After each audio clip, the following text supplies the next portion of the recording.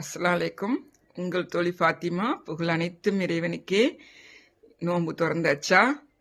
மகரிப் தொழுதுட்டீங்களா? எல்லாரும் அல்லாஹ் கிட்ட துவா செய்யுங்க. கடன் இல்லாம, யார்கிட்டையும் கடன் வாங்காம, கஷ்டம் எதுவும் இல்லாம எல்லா மக்களும் இந்த ரமலான் மட்டும் இல்லை, எல்லா ரமலானும் அவங்க மன சந்தோஷத்தோட தானும் உண்டு மற்றவங்களுக்கும் உண்ணு கொடுக்கணும் அப்படின்னு நம்ம துவா செய்வோம். அது மட்டும் இல்லை, நம்மளுக்கு இறைவன் நல்ல கை கால் எல்லாமே நல்ல முறையில் படைச்சிருக்கான். அந்த ஊனமுற்றவங்களுக்கு நம்மளால இயன்றதை நம்ம செய்யணும் அப்படிங்கிறதையும் நம்ம அல்லாஹ் கிட்ட துவா செய்வோம். அல்லாஹ் அவங்களுக்கும் பறக்க செய்யணும், அவங்களுக்கு கொடுக்கறதுக்கு நம்மளுக்கும் பறக்க செய்யணும்னு சொல்லி துவா செய்வோம்.